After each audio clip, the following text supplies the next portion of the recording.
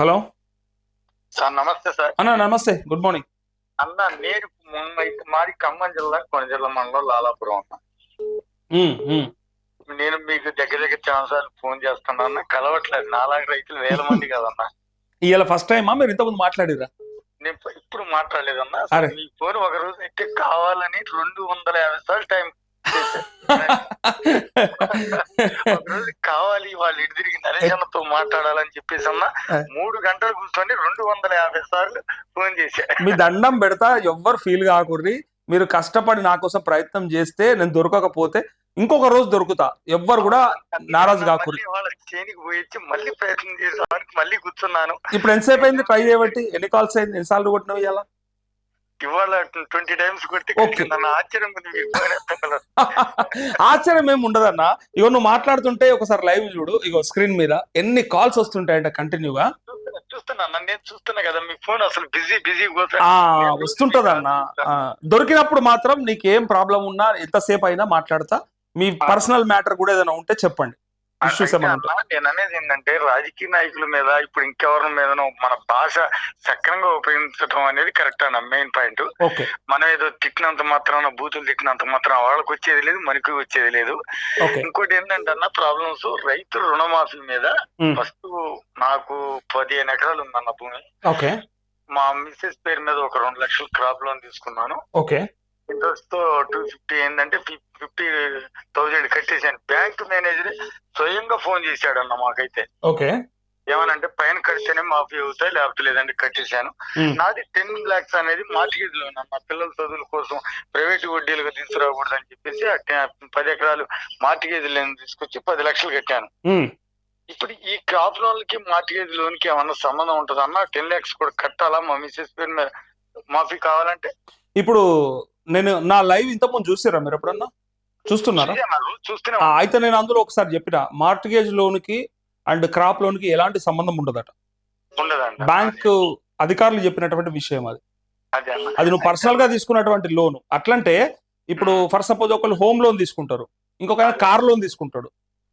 అంటే ఇప్పుడు నేను ఇల్లు కొనుక్కున్నాను, 20 లక్షల అప్పు ఉంటే వీడు ఇచ్చే 2 లక్షల కోసానికి నేను 20 లక్షల అప్పు తీర్చాలా? ఇప్పుడు ఒక ఆయన కార్ ఉంటది, ఓ ట్రాక్టర్ ఉంటది, ఓ జేసీబీ ఉంటది, లేకపోతే ఇంకేదో హార్వెస్టర్ ఉంటది.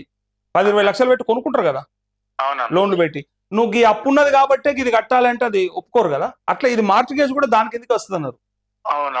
ఎగ్జాక్ట్లీ. యాక్చువల్ గా ఆ డాక్యుమెంట్ పైన జరిగినప్పటికీ అసలు ఆ లోన్ ని క్రాప్ లోన్ కి దీనికి లింకప్ చేయాల్సిన అవసరం లేదు, అది సపరేట్ అని చెప్పారు.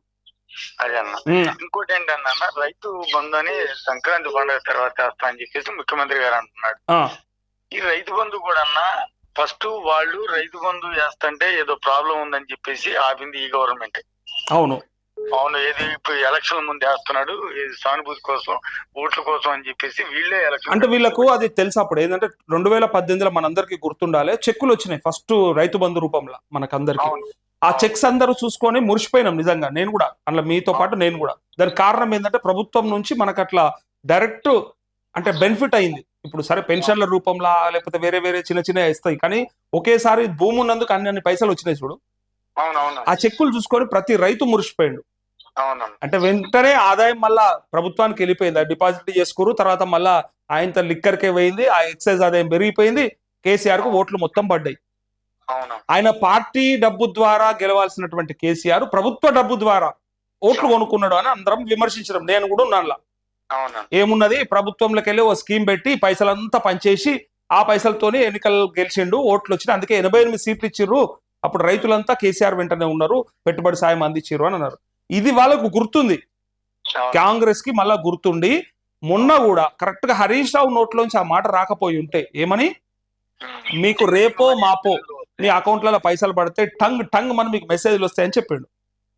అది పట్టుకొని వీళ్ళకి అర్థమైంది ఏంటంటే 2018లో జరిగిన మోసమే మళ్ళీ జరుగుతుంది. మళ్ళా రైతులంతా కూడా మళ్ళీ పోయి కేసీఆర్ కేస్తే మేము ఈసారి కూడా అధికారంలో రాకుండా పోతాం, ఇప్పటికే తెలంగాణ ఇచ్చినామని 14లో ప్రయత్నం చేస్తే కాకపోయి, 18లో చేస్తే కాకపోయి, 23లో కూడా ఆయన కాకుండా పోతామని తెలిసి వీళ్ళేం చేశారంటే పోయి చక్కగా ఎలక్షన్ కమిషన్ ఆఫ్ ఇండియాకి కంప్లైంట్ చేశారు.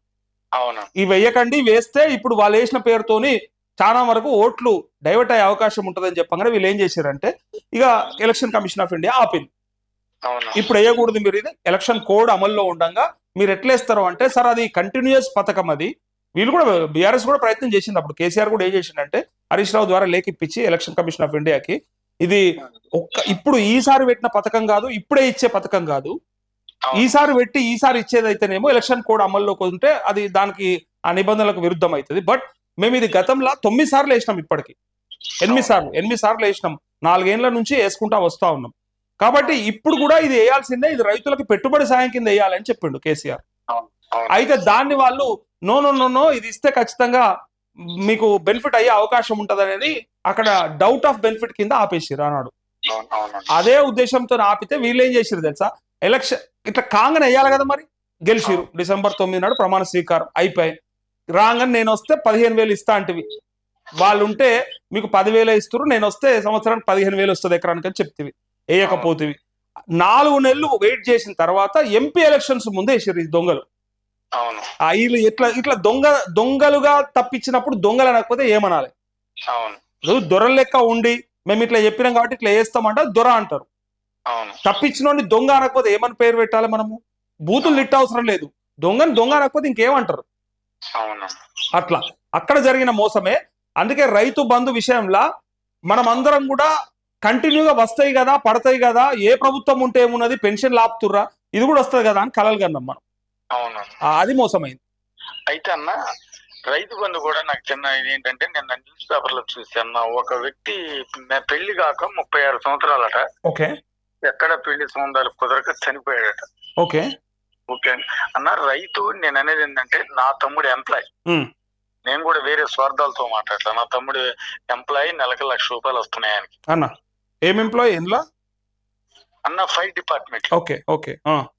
అయితే అన్న నేను అనేది ఏంటంటే, నేను 15 ఎకరాలు వ్యవసాయం చేసుకుంటున్నా, మొత్తం కలిపి నాకు 4 లక్షల ఆదాయం వస్తుంది సంవత్సరానికి. నేను నా భార్య అందరు కష్టపడితే 4 లక్షలు వస్తుంటే, ఉద్యోగస్తుడు ఎంప్లాయ్కి ఏదైనా వాని తల్లిదండ్రులకి ఉంటది, వాని భార్యకి ఉంటది, వానికి ఉంటది, ఏది మెడికల్. అవును. మాకన్నా పొద్దున్న ఉదయం వెళ్తే చేనికి 6ంటికి వెళ్తే సాయంత్రం 6 దాకా వెళ్దాం. ఎవడన్నా పండగలన్నా పబ్బగలన్నా మంచి చెడుకు మేము వెళ్ళాం. వర్షాలకు దెబ్బతినేది మేము, వర్షాలు తుఫాన్లకు భరాంచేది మేము. అవును. కానీ అన్న మాకు ఎటువంటి బెనిఫిట్స్ రాకుండా ఎంప్లాయీస్ యూనియన్ చెప్పేసి వాళ్ళు ఏదన్నా బెనిఫిట్స్ ఏది మరి ఉంటాయి, టీఏడిఏలు ఉంటాయి కదన్నా, అవి పెరగాలంటే జీతాలు శాలరీలు పెంచాలంటే వాళ్ళు సమ్మె చేస్తారు. నెలకు ₹1,00,000 ఇచ్చిన వాడికి ఏది లేదు కదన్నా. మా రైతుకి రైతు బంధు నేను అనేది ఏంటంటే, నాకు 15 ఎకరాలు ఉంది, 15 కదన్నా, ఈ రైతు ఎవడైతే ఉన్నాడో ఎంత భూమి చేస్తే వాడికి ఇవ్వాలన్నా. 15 ఎకరాలు కాదు, 10 ఎకరాలు కాదు, 2 ఎకరాలు కాదు. ఇప్పుడు నాకు 5 ఎకరాలు ఉంది అనుకున్నా అన్న, నరేష్ అన్న 5 ఎకరాలు వరకు ఇస్తే చాలంట, 10 ఎకరాలు 10కి ఇస్తే చాలంటాడు, 15 ఎకరాలు 10. అట్లా కూడా కాదన్న, ఎవడైతే సేద్యం చేసుకుంటాడో భూమి, ఎవడైతే కష్టపడతాడో భూమి మీద అన్న. యూత్ ఇప్పుడు నేను బీఈడీ చేసా, వాస్తవంగా నేను బీఈడీ చేసా అంటే ఎవరు నమ్మరు. ఇతను ఎంప్లాయీ, నా ఉద్యోగం లేకుండా కూడా నేను వ్యవసాయం చేసుకొని ముందుకు వచ్చా అన్న. మేము కమ్యూనిస్ట్ పార్టీ, నేను కేసీఆర్ పార్టీ కాదు, ఈ రేవంత్ రెడ్డి పార్టీ కాదు అన్న. ఇంకోటి ఏంటంటే అన్న, రైతు 5 గంటల టైంలో నాకు గుర్తొచ్చింది, నాకు ఇప్పుడు 42 సంవత్సరాలు అన్న, చంద్రబాబు గవర్నమెంట్ లో 5 గంటలు కరెంట్ ఇస్తే, నైట్ 2 గంటలు 12 నుంచి 2 వరకు ఇస్తే, పగలు 3 గంటలు ఇస్తే అన్న వ్యవసాయం చేసింది నేను. రేత్రి మనుషులు చేనికి పోతే బనీళ్లు లుంగీలు తడిసి నీళ్ళు గారిన ఆ దరిద్రపు గవర్నమెంట్ లోంచి కేసీఆర్ గారు అన్న కొన్ని చెడు చేయొచ్చు, మానవుల మాకు తెలియదు, చెడు చేయొచ్చు. రైతుల వరకు దేవుడు అన్న ఆయన, నేను చెప్తాను కదా, కొన్ని తప్పులు చెప్తే చేయొచ్చు. మా వయసులో మేము దాన్ని మీకేఆర్ అంటారేం పెద్దలు, కానీ రైతుల వరకన్నా ఆయన చేసింది దేవుడు అన్న.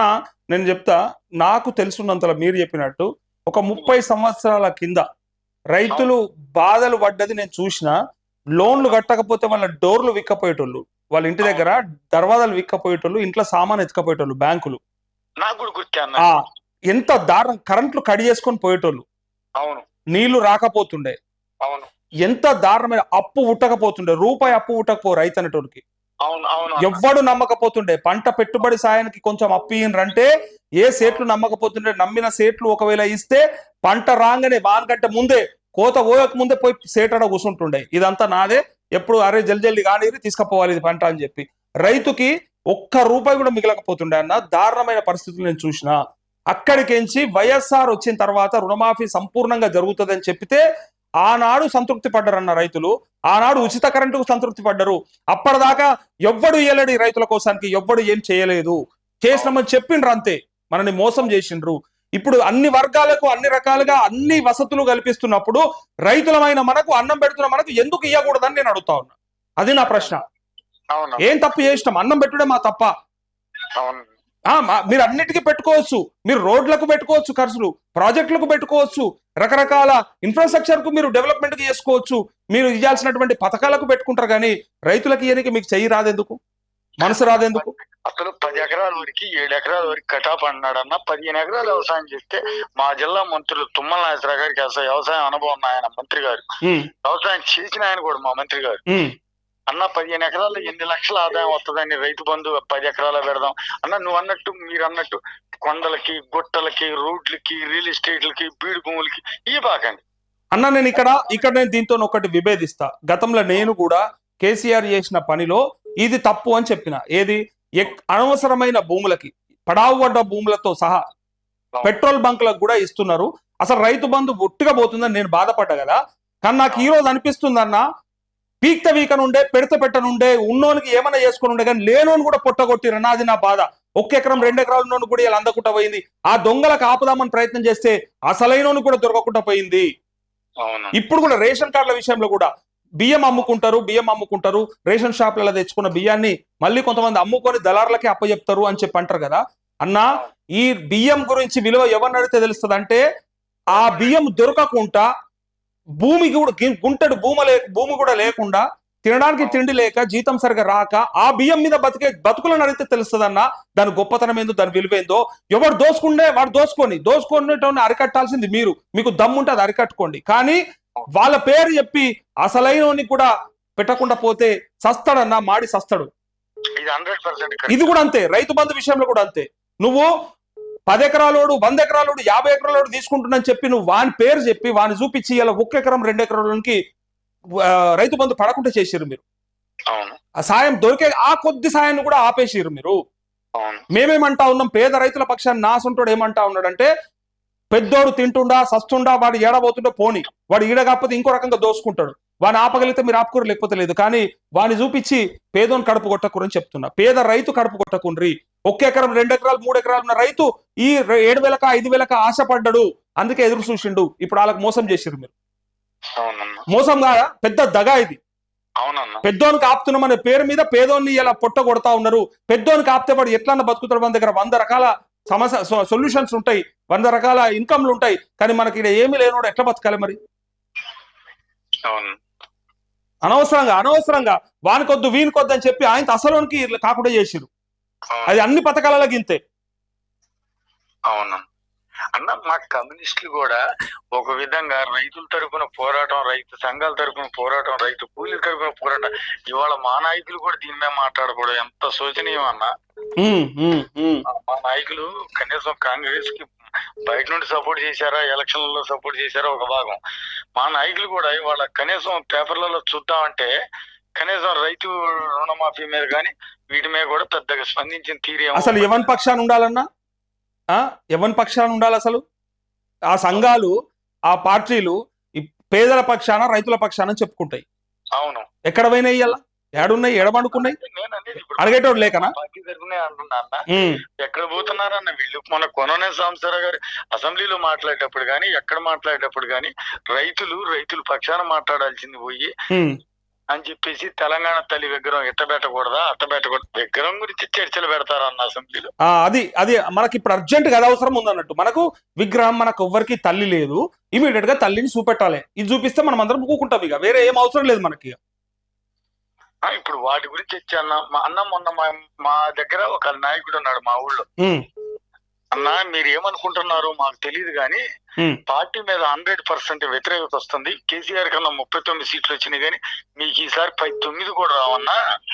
ఒక్కసారి మీరు లోకల్లో ఉన్న నాయకులు, మండల నాయకులు చెప్పండి, మండల నాయకులు ఎమ్మెల్యేలు చెప్పండి, ఎమ్మెల్యేలు మంత్రులు చెప్తారు, మంత్రులు చీఫ్ మినిస్టర్ చెప్తారు.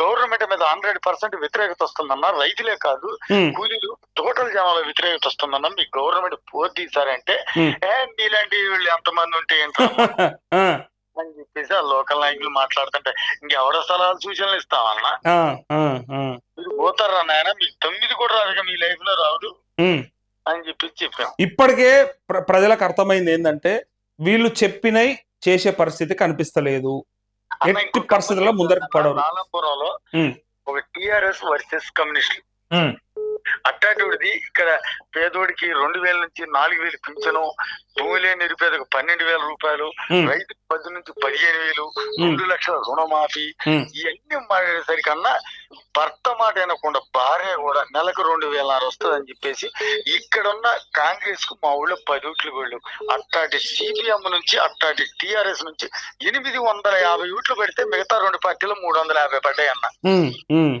చూడండి ఓట్లు లేని కాంగ్రెస్ అది దాన్ని కాపాడుకోవాల్సిన బాధ్యత కాంగ్రెస్ లేదా అన్న? ఉంది తప్పకుండా, కానీ వాళ్ళకి అది గుర్తు లేదు. ఇక మేము ఎట్లయినా వచ్చినాం మళ్ళీ రాకున్నా సరే ఇంకా వెనకసీరు పార్టీని అయితే బొందబెట్టేసారు వాళ్ళు. ఈ నాయకులు పార్టీ మీద ఎంతో కొంత ఏదన్నా కొన్ని గ్రామాలల్లో, కొన్ని మారుమూల ప్రాంతాలలో, లేకపోతే అక్కడక్కడ కొన్ని వాడలల్లో ఇందిరమ్మ అంటే లేదు, కాంగ్రెస్ అంటే చేతి గుర్తు అంటే కొంచెం పేరు ఉంటుండే, అక్కడక్కడ వినపడుతుండే. అరే అప్పట్లో ఇందిరమ్మ ఇండ్లు వచ్చింది, లేకపోతే ఇంకేదో వచ్చింది అని ఇట్లా ఆరోగ్యశ్రీలో నాకు ఇది అయిందని అట్లా రాజశేఖర రెడ్డినో లేకపోతే ఇందిరమ్మనో ఆ 2 పేర్లతోని కొంత నడిపించారు. ఇప్పుడు అది కూడా పోయింది మొత్తం, అది గ్రామాల్లో అది లేకుండా అయిపోయింది.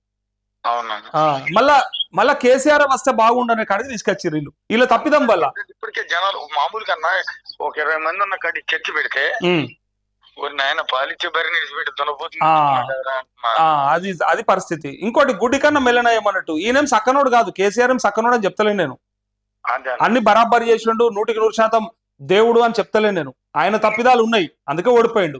కానీ వీళ్ళు ఇంకా అంతకంటే తప్పులు చేసి, అంతకంటే కూడా అప్పులు చేసి ఈయననే బెస్ట్ అనేటట్టుకు తీసుకొచ్చారు మొత్తానికి. మరి ఇప్పుడు 2 లక్షల పైన రుణమాఫీ ఉంటుందా అన్న? ఉంటదన్న, తప్పకుండా ఉంటది. నువ్వు చూసినావు కదా నా పోరాటం ఏం ఆగేది కాదు, అయ్యేదాకా ప్రయత్నం చేసుడే. అదే ఏ పెట్టింది మన ప్రాణం ప్రభాకర్ గారు పెట్టిందండి, చూస్తానన్న మీ వీడియో రోజు చూస్తాను. Okay, thank you. ఇవాళ నీతో ఎంతసేపు మాట్లాడినా తెలుసా అన్న? 18 నిమిషాలు మాట్లాడినా. 250 సార్లు ఫోన్ చేసినా అని చెప్పినావు కాబట్టి. మీరు యూట్యూబ్ ఛానలే కాదన్నా, మీలాంటి వాళ్ళు ఒక సభలో రైతుల పక్షాన గళమిప్పించే ఒక నాయకుడిగా కావాలని కోరుకుంటున్నా నేనైతే. తప్పకుండా భవిష్యత్తులో అన్ని జరుగుతాయి, అన్ని చేద్దాం. మనం అందరం బాగుండడానికి మన ప్రయత్నాలు అన్ని చేసుకుందాం అన్న, ఏది వదిలిపెట్టేది లేదు. తప్పకుండా. థ్యాంక్ యూ అన్న. Thank you.